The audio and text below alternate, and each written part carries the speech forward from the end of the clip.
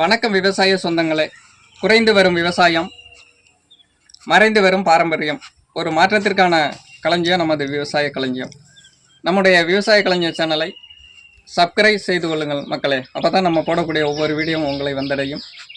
முழு வீடியோவும் பார்த்து பயன்பெறுங்கள். அப்போ தான் உங்களுக்கு பயனுள்ளதாக அமையும். இன்றைய வீடியோ பதிவில் என்ன பார்க்க போகிறோம் என்றால், காய்கறிகள் மற்றும் மலர் சாகுபடியில் நாட்டு விதைகளை பயன்படுத்துவது உகந்ததா, இல்லை ஹைபிரிட் விதைகள் பயன்படுத்துவது நல்லதா என்பதை பற்றி தான் இன்றைய வீடியோ பதிவில் பார்க்க போகின்றோம். நாம் காய்கறி விதைகளை தேர்வு செய்யும் போது நாம் நாட்டு விதைகளை பயன்படுத்தினோமானால் நல்ல மகசூலை கொடுக்கும், நீடித்து ஒரு காய்க்கும் திறன், பூக்கும் திறனை கொடுக்கும். அதே நேரத்தில் ஹைபிரிட்டும் அதற்கு ஈக்குவலாக இருந்தாலும் ஒரு குறிப்பிட்ட காலங்கள் வரையில் அதன் மகசூலை நமக்கு கொடுக்கும். நாம் கடைகளில் காய்கறி விதைகளை தேர்வு செய்யும் போது அதனுடைய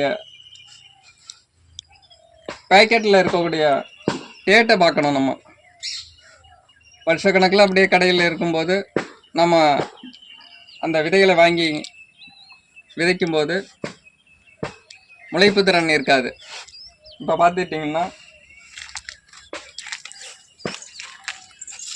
நாட்டு விதை பாகல்,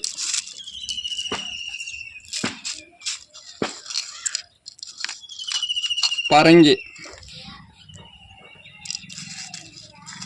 அடுத்து பார்த்திங்கன்னா சொரை, கொத்தவரை எல்லாம் பாக்கெட்டில் இருக்கு. அடுத்தது ஹைபிரிட் பாருங்கள், கலர் சேஞ்ச் பண்ணியிருப்பாங்க. வெண்டி, கத்தரி, பாகல். அடுத்து பார்த்திங்கன்னா செண்டுமல்லி விதை. இன்றைய சூழலில் செண்டுமல்லி பாருங்கள் 3 கிராம். இதனுடைய ரேட்டானு பார்த்திங்கன்னா 3 கிராம் 2022 உள்ளது. அப்போயே ரேட்டு வந்து 1800 ரூபா போட்டிருக்காங்க. அதே போல் நம்ம விதைகளை தேர்வு செய்யும்போது அதனுடைய டேட்டை பார்க்கணும். எப்போ கொடுக்குறாங்க, எப்போது எக்ஸ்பிரி ஆகுகிறது அப்படிங்கிறத பார்த்து அந்த விதைகளை வாங்க வேண்டும். நம்ம வெண்டி விதைகள், பாகல், ஹைபிரிட் எல்லாம் பார்த்திங்கன்னா ரேட்டு அதிகமாக இருக்கும். அதே போல் நம்ம நாட்டு விதைகளை எடுத்துக்கிட்டோம்னா ஒரு பாக்கெட்டு 10 ரூபாய்க்கே வாங்கிடலாம். இதே போல் 10 ரூபா தான் அந்த பாக்கெட். நல்லா நம்ம வீட்டு தோட்டத்திற்கு மாடி தோட்டம் வச்சுருக்கவங்கலாம் பார்த்திங்கன்னா நாட்டு காய்கறியை பயிரிடுவது நல்லதாகும். நாட்டு காய்கறிகளானது நமக்கு மகசூலானது நீடித்து கொடுக்கும். ஹைபிரிட் பார்த்திங்கன்னா ஒரு குறிப்பிட்ட கால இடைவெளி மட்டுமே அதன் மகசூலானது இருக்கும். சில பேர் என்ன பண்ணுவாங்கன்னு பார்த்திங்கன்னா இந்த ஹைபிரிட் விதையை வந்து கடையில் வாங்காமலே மறுபடியும் மறு வருஷமும் அது காய்கள் பெருசாக இருக்கும் அப்படிங்கிறதுனால பார்த்திங்கன்னா அந்த புடலை பாகெல்லாம் பார்த்திங்கன்னா அந்த முத்தை வச்சு பழம் எடுத்து அதுலேருந்து விதை எடுத்து போடுவாங்க. பார்த்திங்கன்னா அது முளைக்குமே தவிர மறுபடியும் பார்த்திங்கன்னா அது காய்க்காது.